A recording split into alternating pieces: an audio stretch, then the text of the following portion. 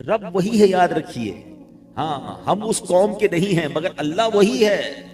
वो रब जो फरिश्ते नाजिल कर सकता है बदर के मैदान में, वो आज भी मुसलमानों की मदद को फरिश्ते नाजिल कर सकता है। जो हजरत इब्राहिम की आग को बाग बना सकता है, वो खालिक के कुल आज भी हमारी गमों की आग को बाग बना सकता है। जो हजरत मूसा और उनके साथियों के लिए दरियाए नील में रास्ते निकाल सकता है, मेरे रब की कुदरत में कभी कोई नहीं हुई, वो आज भी रास्ते निकाल सकता है। मगर वो जो यकीन था, वो जो अल्लाह पर भरोसा था, वही शेक हो गया ना।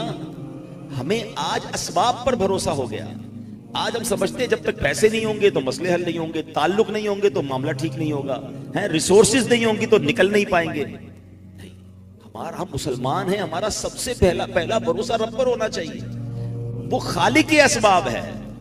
अगर पैसों से ही मसाइल हल होते होते, लोग कहते हैं यार बुरे वक्तों के लिए पैसे होने चाहिए, बंदा मुश्किल हालात में माल होगा तो बच जाएंगे।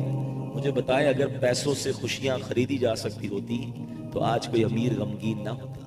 पैसे खर्च करता, गम दूर कर लेता। ऐसा नहीं है। खुशी देनी रब ने है, सुकून देना रब ने है। गरीब लोग बाज़ औक़ात बड़े पुरसुकून होते हैं और अमीर की टेंशन ही खत्म नहीं हो रही होती, क्योंकि एक्चुअली ये सब मिलना रब से है ना।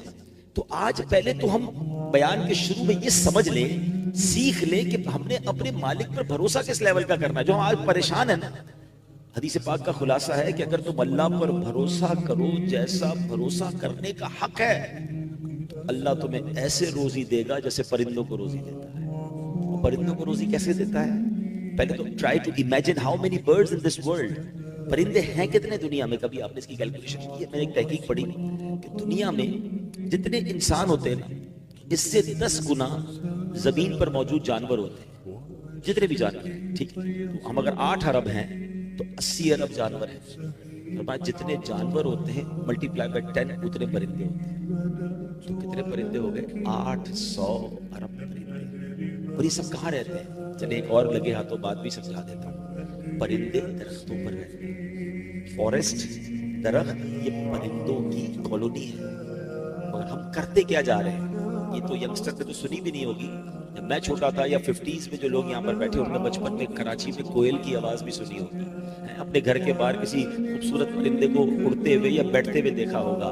हमने बचपन में तितलियां भी देखी और पकड़ी भी थी। ठीक है ना। अब तो नई जनरेशन ने कराची में कुछ देखा ही नहीं। वो चिड़िया घर जाना पड़ता है, मलेशिया जाके कोई बटरफ्लाई पार्क पे सुना है जाके बटरफ्लाइयां देख रहे होते हैं। हम स्कूल में जाके अपने स्कूल में देखते थे। क्यों? ये सब कहाँ गए? हमने दूर किया, हमने दरख्त ही काट दिए। ये दरख्त होंगे तो आएंगे ना, ये सारा इकोसिस्टम है। 800 अरब परिंदों की रिहाइश दरख्त हैं, मगर दरख्त ही काटी जा रहे हैं, कॉलोनियां बनाए जा रहे हैं, रोड बनाए जा रहे हैं। ये अलग डिबेट है। टॉपिक मेरा ये नहीं कि एटमॉस्फेयर चेंज में कितना बड़ा जो डिजास्टर की वजह वो यही है कि दरख्त कंटिन्यू कट रहे हैं। दरख्त कटते जाएंगे, मौसम खराब होता जाएगा। ये अल्लाह की अता है। और ये दुनिया, ये जमीन सिर्फ इंसानों की नहीं है। ये परिंदे भी इसी दुनिया में हमारे साथी है ना, पार्टनर्स हैं हमारे। हमें दरख्त लगाने चाहिए। आज भी इकोसिस्टम रिवाइव हो सकता है अगर हम ये पौधे लगाएं, और इसको सदका जारिया फरमाया गया। हदीस के अल्फाज क्या है दरख्त लगाने वाले के लिए? अरे आका इस्लाम फरमाते हैं, जिसका मजमून है कि दरख्त लगाया गया, जिसने कभी दरख्त लगाया, जब तक उससे परिंदे, जानवर या इंसान फायदा उठाएंगे, सिर्फ इंसान नहीं, इंसान को साया भी देता है दरख्त, फल भी देता है, नहीं, जब तक परिंदे, जानवर या इंसान फायदा उठाएंगे तब तक लगाने वाले को सवाब मिलता है। कई दरख्त लगे सैकड़ों साल पुराने, सदियों सवाब देता है दरख्त। तो सदका जारिया की नीयत से दरख्त लगाने चाहिए, परिंदों का ख्याल रखना चाहिए। अल्लाह की मखलूक है। अब हदीस में क्या फरमाया? अल्लाह ऐसे रोजी देता। अब कितने परिंदे मैंने बताया? एक एवरेज, एक रिसर्च के मुताबिक 800 अरब अगर परिंदे इस वक्त दुनिया में हैं। ये सब सुबह जब अपने घोंसले से निकलते हैं ना, सारे भूखे होते हैं। एक भी परिंदे के घोंसले में 4-5 दिन का स्टोर नहीं है। ये दुनिया में एक ही मखलूक है इंसान जो जमा करता है। ना आपको किसी जानवर के पास स्टॉक मिलेगा, ना किसी परिंदे के पास स्टॉक मिलेगा।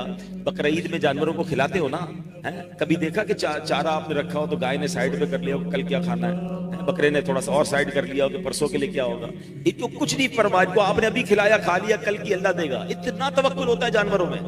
हदीस के अल्फाज बड़े प्यारे हैं। अल्लाह ऐसे तुम्हें रोजी देगा जैसे परिंदों को देता है। वो सुबह सारे भूखे निकलते हैं, 800 अरब परिंदे। शाम जब घोंसले में आते हैं, सबको रोजी मिल चुकी है।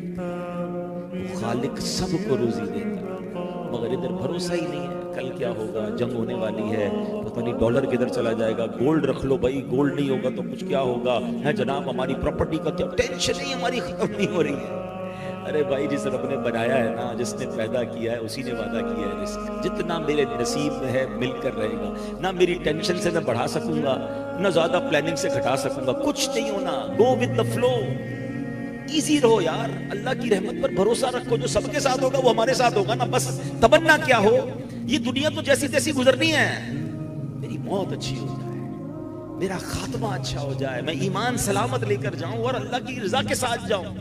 क्योंकि उधर मेरे आमाल काम आएंगे। इधर तो आप चेक कर रहे हो ना कि डॉलर, ऑयल, प्रॉपर्टी, उधर कुछ भी काम नहीं आएगा। उधर फकत मैं हूंगा, मेरे अमाल होंगे और मेरी कब्र होगी। जिस कब्र में हम सब ने जाना है ना, 2 गज की ही है। 5000 गज के प्लॉट में रहने वाले की भी 2 गज की कब्र है, फुटपाथ में मरने वाले की भी 2 गज की कब्र है। दुनिया का सबसे महंगा सूट पहनने वाले को भी कोरे लट्ठे का वही कफन पहनाया जाएगा, और बेचारा जिसके फटे पुराने दुनिया में कपड़े, उसको भी एग्जैक्टली वही कफन पहनाया जाएगा। कभी आप नहीं सुनोगे यार ये बहुत बड़ा सेठ है, जरा इसकी कब्र बड़ी बना दो, यार ये बहुत मालदार था, इसका रेशमी कफन बना दो। नो नो नो, ना कफन में जेब है, ना कब्र में तिजोरी है, सिर्फ आमाल जाएंगे। तो इन तमाम हालात में तो और अंडरस्टैंड करना चाहिए, कभी भी जा सकते हैं यार, कभी भी कुछ हो सकता है, कभी भी हमारा आखिरत का सफर शुरू हो सकता है। तो हम फिर उसकी तैयारी कब करेंगे? आप सच बताऊं ना, ये माह रमजान हमारे लिए गोल्डन चांस अल्लाह ने दिया है। मरने से पहले हमें एक और रमजान दे दिया। हमें क्या पता अगला रमजान हमारे नसीब में है कि नहीं। पिछले रमजान में कई लोग थे हमारे साथ जो इस रमजान में नहीं है, और वो सारे बुजुर्ग नहीं थे, कई नौजवान चले गए। अभी पिछले दिनों गुल प्लाजा में वाकया हुआ, कैसा वाकया था यार, हिला के रख दिया पूरे कराची को। हम तो सोच नहीं सकते थे कि ऐसा भी हो सकता है कि लोग थोड़ी देर के लिए अंदर गए और बाहर ही नहीं निकल सके, उनके रिश्तेदार बाहर बैठे रह गए। मौत कैसे आती है ये हमने अपनी आंखों से देखा यार, विटनेस किया। आप सोचो, एक शख्स मुझे मिला, कहता है मेरी माँ अंदर है, मेरी बहन अंदर है, मेरी बेटी अंदर है, वो बाहर बैठा है, इस उम्मीद पे बैठा है कि अभी थोड़ी देर में आग बुझ जाएगी, वापस आ जाएंगे। कोई नहीं आया, बच्चे थे, औरतें थी, पता नहीं होता किसी को कि कब बारी आ जाए, हमें कुछ नहीं पता, हम तैयार रहे।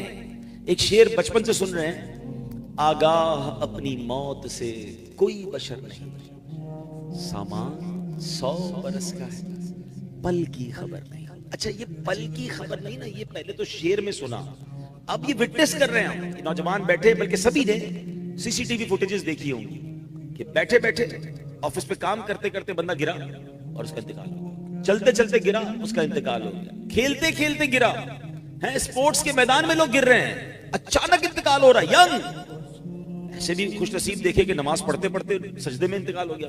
मस्जिद की भी सीसीटीवी फुटेज आ गई। मगर एक जो मेन चीज मैं आपको बताना चाहता हूं ना, कभी थोड़ा सा उस वीडियो में जूम कीजिए, उस बंदे के चेहरे पर देखिए, उसको 1-2 सेकंड पहले भी पता नहीं था कि मैं मरने वाला हूं, पल की खबर नहीं। यानी 1 सेकंड बाद मेरे और आपके साथ क्या होना है ना, वी डोंट नो। तो फिर अक्लमंद कौन है? अभी हम मिसाल दे रहा हूं, हमारी देखिए प्लानिंग कैसी है कि चूंकि जंग के बादल मुंडला रहे हैं ना, तो डिस्कशंस हो रही है, क्या करना चाहिए, एहतियात क्या होनी चाहिए, ट्रैवल करना चाहिए कि नहीं करना चाहिए, क्या कोई चीज हमारे घर में स्टॉक होनी चाहिए, फला। यानी कुछ ना कुछ हमारी डिस्कशन शुरू हो गई, because something may be happen.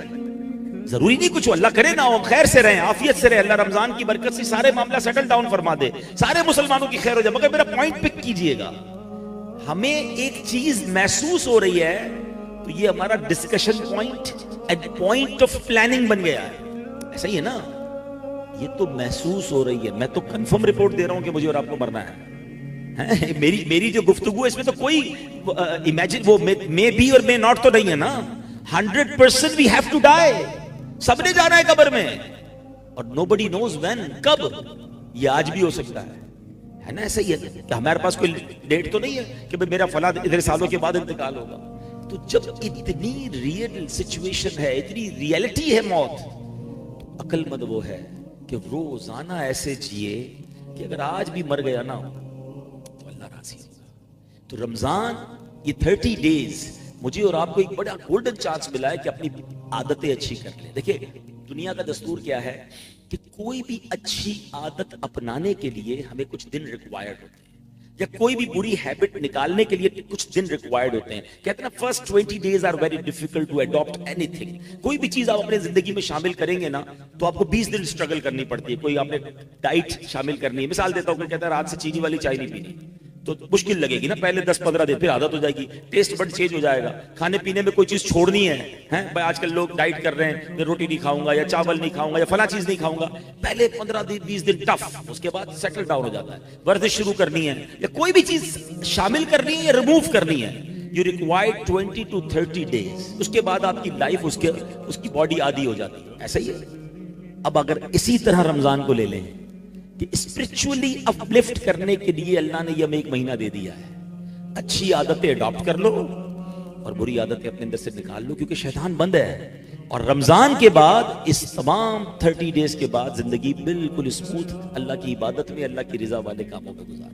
मगर अनफॉर्चुनेटली हो क्या रहा है, हर साल क्या होता है कि रमजान में वाकई बड़े अच्छे बच्चे बन जाते हैं, नमाजें भी पढ़ रहे हैं, रोजे भी रख रहे हैं। आज देखे ना, रात को इस वक्त भी आप बयान सुनने आ गए, वरना आप सबको मैं जमा कर सकूं कभी रमजान के अलावा, है कैसे अच्छे बच्चे बने हुए सारे आ गए। लेकिन ये सिर्फ रमजान में क्यों? क्या रमजान के बाद नमाज नहीं है?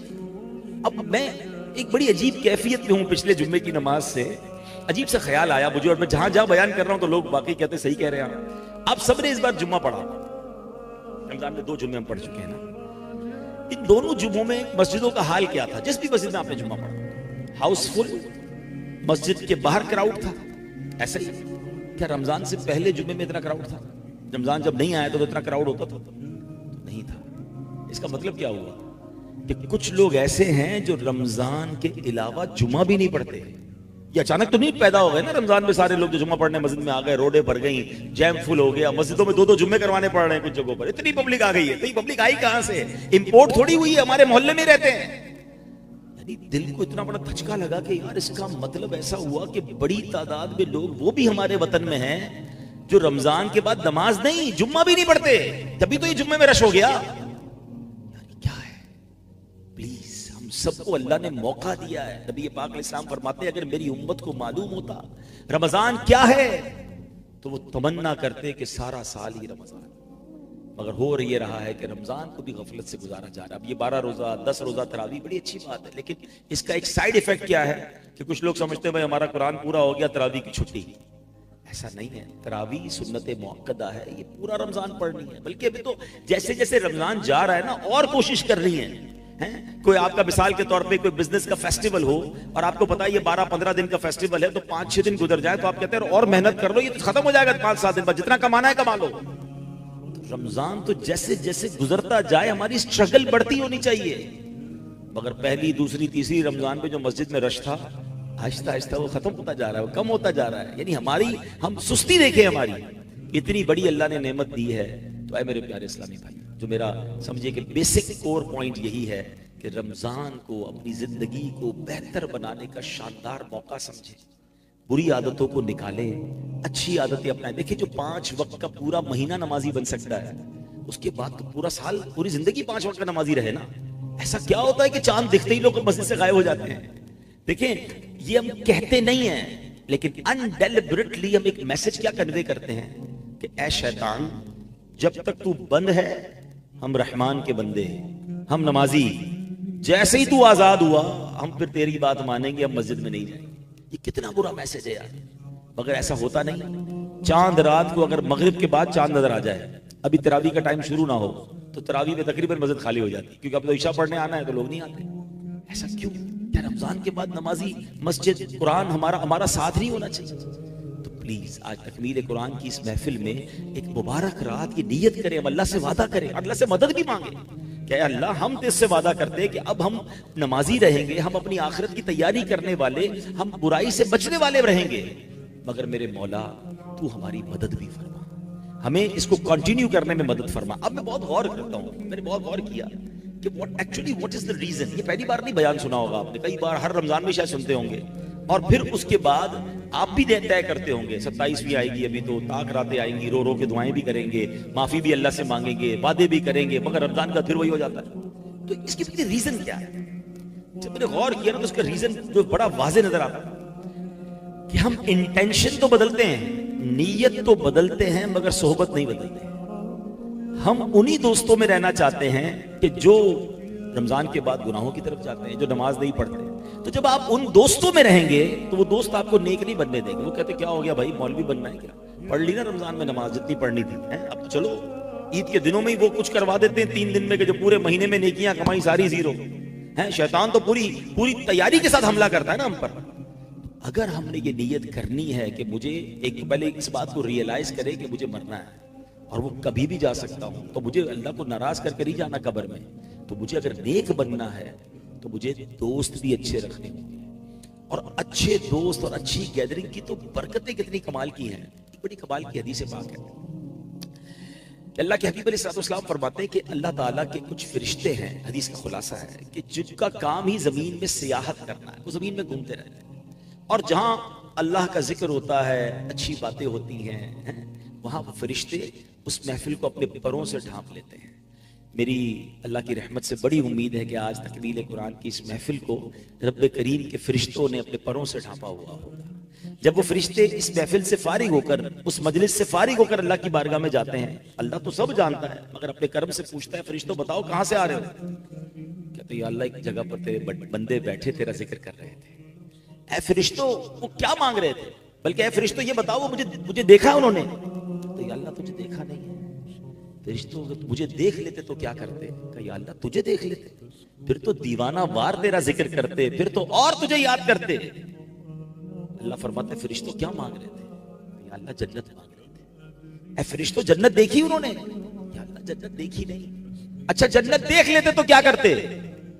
अर्ज करते मौला अगर वो जन्नत देख लेते तो गिड़गिड़ाते, आंसू बहाते और तड़प के तुझसे जन्नत मांगते।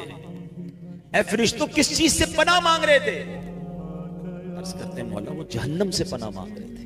ऐ मेरे फरिश्तों जहन्नम देखी? अर्ज करते मौला जहन्नम देखी नहीं। ऐ फरिश्तों जहन्नम देख लेते तो क्या करते? कहते अल्लाह फिर तो और रोते, डर जाते, पनाह मांगते। अल्लाह फरमाते मेरे फरिश्तों गवाह हो जाओ, जिन बंदों ने मुझे देखा नहीं और मेरा जिक्र कर रहे हैं, जन्नत देखी नहीं और जन्नत मांग रहे हैं, जहन्नम देखी नहीं जहन्नम से पनाह मांग रहे हैं, ऐ फरिश्तों गवाह हो जाओ मैंने उन सब की मगफिरत फरमा दी। अच्छा अब इस हदीस का अगला हिस्सा और ब्यूटीफुल है। फरिश्ते अर्ज करते मौला एक बंदा ऐसा भी था जो जिक्र करने नहीं आया था, अपने किसी पर्सनल काम से आया था। हो सकता है यहाँ भी कोई भाई ऐसे होंगे दोस्त पकड़ के ले आए, चलो ना यार थोड़ी देर के लिए, फिर बाद में चले जाएंगे खाने पीने, हैं वो दोस्तों को राजी करने के लिए, हंजला को जरा सलाम करने के लिए आ गया हो, ठीक है होता है। तो फरिश्ते कहते बोला एक बंदा ऐसा भी आया जो जिक्र करने नहीं आया, पर्सनल काम से आया।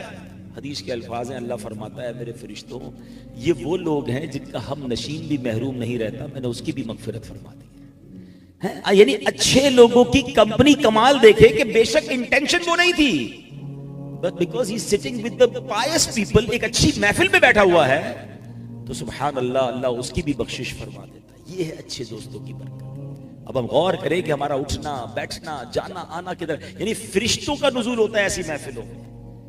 बड़ी प्यारी बात पंजाबी शायर लिखते हैं ना, भले बंदे दी सोहबत यारों जिवे दुकान तारा, सौदा भावे मुल्ले न लइये, हुल्ले आन हजारा। कहते अच्छे बंदे की सोहबत ऐसी है जैसे इत्र वाले की दुकान है। इत्र वाले की दुकान पे क्या होता है, आप जब जाए तो सबसे पहले फ्री में क्या मिलता है? जैसे आप परफ्यूम शॉप पर इत्र शॉप में एंटर होते हैं तो पहले फ्री में तो बड़ी प्यारी खुशबू खुद ही सूंघने को मिल जाती है, बंदा फ्रेश हो जाता है। थोड़े बहुत तो सैंपल भी लगा देते हैं, खरीदे ना खरीदे बंदा खुशबू लेके जा रहा होता है। ड्यूटी फ्री शॉप पे तो सारी लोग कर रहे होते हैं, बहरहाल तो फ्री में मिला ना। अच्छे बंदे की सोहबत की मिसाल क्या दी, जिवें दुकान अतारा, पैसे खर्च करो ना करो आपको फ्री में खुशबू मिल गई। कहते हैं बुरे बंदे दी सोहबत यारों जिवें दुकान लोहारा, कपड़े पावे कुंज कुंज पहिए, चिंगा पैन हजारा। कहते बुरे बंदे की सोहबत ऐसी है जैसे लोहार की दुकान। अभी तो कम हो गई वरना पहले हमारे कराची में भी थी कि वो छुरी वगैरह तेज करते थे या लोहार की दुकान होती थी ना, बड़ी चिंगारियां निकलती थी। कहते जितने कपड़े बचा लो एक ना एक चिंगारी तुम्हारे कपड़े में सुराख कर दी। आज हमारे नौजवान पता है क्या कहते हैं? कहते मैं शराब पीता नहीं, दोस्त पीते मैं बैठता हूं, मैं जुआ नहीं खेलता, बस वो दोस्त कुछ ताश में खेल रहे होते मैं सिर्फ कंपनी देता हूं, मैं गलत काम करता नहीं बस कंपनी देता हूं, करता नहीं हूं। यही तो वो काम है जो हम गलत कर रहे हैं कि हम बुरों के साथ बैठकर कैसे अच्छे बन सकते हैं। आज नहीं करते कल कर रहे होंगे। दुनिया भर के शराबियों जुआरियों हैं, चोर डाकू किसी भी क्रिमिनल से मिलने उससे एक सवाल पूछे कि बताओ आदत कहां से मिली, तो कोई भी ये नहीं कहेगा कि मेरी बर्थडे थी अम्मी बड़ी खुश थी और अम्मी ने लाके मुझे चरस का सिगरेट दिया कि बेटा आज से शुरू कर दो। कोई भी नहीं कहेगा कि जनाब मेरे एग्जाम में नंबर बड़े अच्छे आए थे, अब्बू ने छुरी ला कर दी कि बेटा चोरी शुरू कर दो। सब बताएंगे आपको कि बुरे दोस्तों की वजह से। तो जब हमारे सामने ये फार्मूला है कि बुरे दोस्त ही बुरा बनाते हैं, तो फिर वी हैव टू डिसाइड, क्योंकि मुझे दोस्तों को राजी नहीं करना, मुझे रब को राजी करना है, मुझे कब्र में अकेले जाना है। ऐसे दोस्तों को हमने देखा कि मैयत पे इंतकाल हुआ, दोस्त जनाजा पढ़ने के लिए नहीं आए क्योंकि जनाजा पढ़ना नहीं आता। लोग दोस्त मैयत को गुस्ल देने नहीं आते कि यार हमें गुस्ल दे, अपने आप को गुस्ल नहीं देने आता, मैयत को क्या गुस्ल देंगे। मुझे पता है ऐसे दोस्त किस काम के। दोस्त वो होता है जिसको देखकर खुदा याद आ जाए। काश ये बात अगर रमजान में, मैं आपसे सिर्फ रियलिस्टिकली बात करने हैं, इफ यू वांट, अगर आपने रमजान में ये डिसाइड करना है कि मुझे बदलना है, मुझे अल्लाह को राजी करना है, मैं दुनिया से जाऊं तो मेरा रब राजी, मेरे लिए जन्नत मेरा ठिकाना हो, तो जहां तौबा करनी है वहां साथ साथ हमें अपनी बुरी कंपनीज को चेंज करना है। हमें अच्छे दोस्त अपनाने होंगे। आप नमाजियों के साथ बैठकर नमाजी बन सकते हैं, आप जुआरियों के साथ बैठकर नमाजी नहीं बन सकते। ये बात इधर बिठा लें। जिस दिन जिसने ये तय किया, देखे ना, आप जिम करने के लिए क्या उसके साथ बैठते थे रोज बर्गर और पिज़्ज़ा खा रहा होता है, या आप जिम जाते हैं जहां आपको दो चार ऐसे लोग मिलते हैं जो खुद भी भाग रहे होते हैं, जो खुद भी वर्जिश कर रहे हो, तो उनको देखकर आपको भी होता है कि यार इसके जैसी बॉडी बनाइए, मैं भी बनाऊं। दुनिया का दस्तूर है। आप अगर स्कूल में अच्छे नंबर लाना चाहते हैं, पढ़ाकू बच्चों के साथ बैठते हैं, जिसके हर साल फेल होता है, आप उसके साथ थोड़े नहीं बैठ के स्टडी करते ना। दुनिया में सबको समझ आती है यार, बिजनेस अच्छा करना है तो अच्छे बिजनेसमैन से टिप्स लेनी है, वर्जिश अच्छी करनी है तो अच्छे वर्जिश करने वाले से टिप लेनी है, स्कूल कॉलेज यूनिवर्सिटी में अच्छे नंबर लेने हैं तो बेस्ट स्टूडेंट से टिप लेनी है, और नेक बनना है तो जुआरियों के साथ बैठना है। ये कैसे होगा? यानी हम खुद ही अपने साथ मजाक कर रहे होते हैं, यानी हमारी इंटेंशन ही दुरुस्त नहीं है।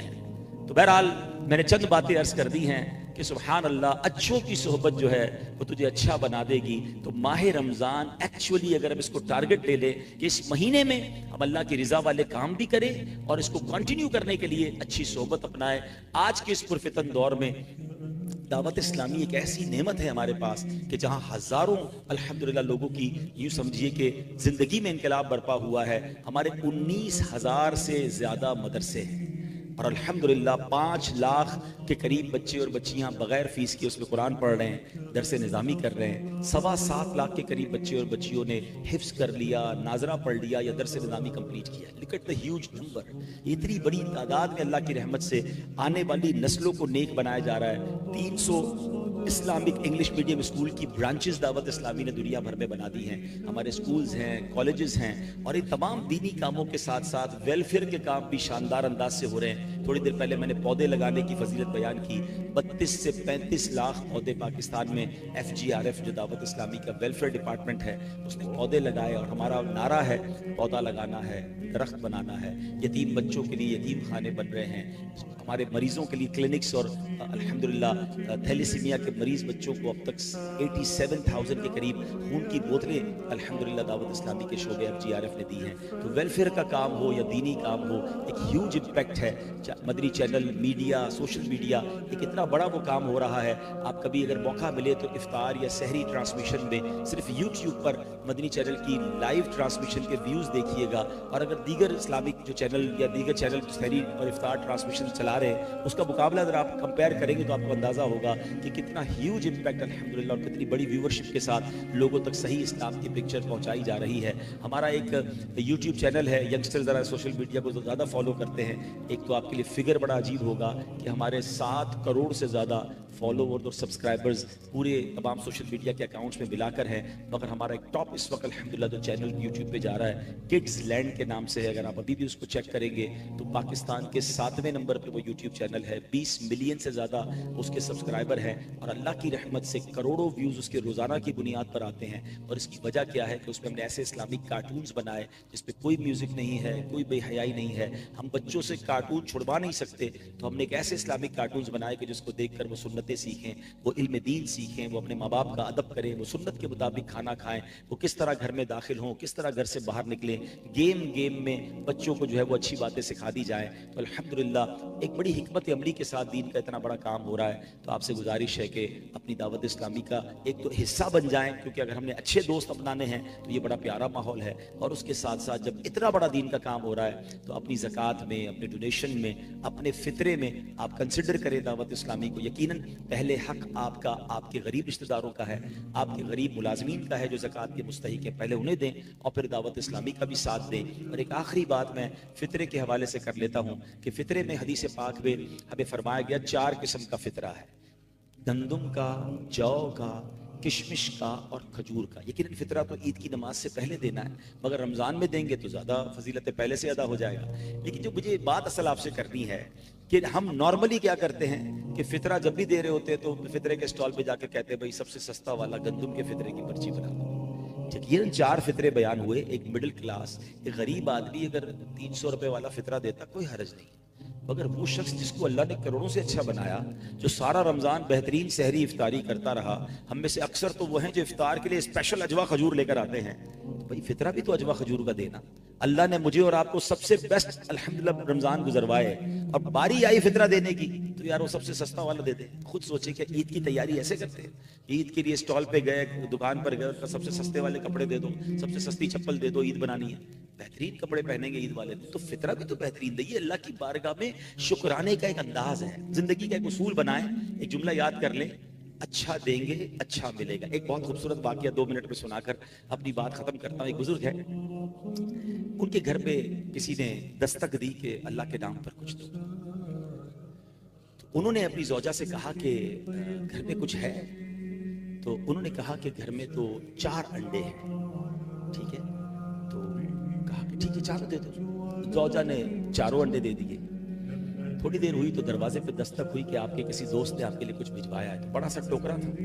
बीवी को पूछा क्या आया है? कहा 30 अंडे आए। 30 अंडे कैसे आए? यकीन देखें, हमने तो 4 दिए थे, एक का 10 का वादा है, 30 कैसे आया? कहा हुजूर 10 टूटे हुए हैं, आए तो 40 हैं, 30 साबित हैं, 10 टूटे हुए हैं। कहा सच बताओ जो तुमने 4 दिए थे उसकी क्या कैफियत थी? कहा हुजूर 3 पूरे थे, 1 टूटा हुआ था। अब समझ आया? पूरे दोगे पूरे मिलेंगे, टूटे दोगे टूटे मिलेंगे। हमारा मसला क्या है पता है? हम अल्लाह की राह में कौन सा माल देते हैं? यार कपड़े खराब हो गए, फटने वाले, किसी गरीब को दे दो। खाना बच गया, किसी गरीब को दे दो। है हम तो ये हाल है कि अभी मिसाल के तौर पे मस्जिद में कोई चंदा भी देना, इमाम साहब कहें जरा मस्जिद में तुम चंदा दे, जुम्मे में डब्बा हमारे सामने आता है। अब आज सखावत का जी चाहा कि 100 रुपए देने हैं, अपना वॉलेट निकाला, 200 रुपए के नोट है, एक बिल्कुल कड़क वाला, एक पुराना सा फटने जैसा। कौन सा नोट डालते हैं मस्जिद के डब्बे में? पुराना वाला दे दो। क्यों?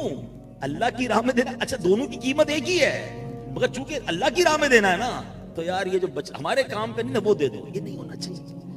हाँ, 4 पारे की पहली आयत है, लन तनालुल बिर्रा हत्ता तुनफिकू मिम्मा तुहिब्बून। तुम हर किस भलाई को नहीं पहुंचोगे जब तक अपनी प्यारी चीज अल्लाह की राह में ना दो। अल्लाह की राह में बेस्ट दो ना। अच्छा लोग पता है दिल में शैतान क्या ख्याल डालते हैं, मेरा बेस्ट दे दूंगा तो बेस्ट तो एक ही है। अरे वो बेस्ट दिया किसने हमें? वो रब के पास एक थोड़ी है, आपके पास एक है। आप एक तो दें, वो और कितने सारे अता फरमा देगा। हमारा दिल ही नहीं चलता कि यार ये मेरे बेहतरीन कपड़े, बेहतरीन खाना। भाई आप भले 100 लोगों को इफ्तारी ना कराएं, 4 को करवाएं, मगर वो करवाएं जो आप घर में करते हैं। फिर देखिए उसकी बरकत क्या मिलती है। बचा हुआ ना दें।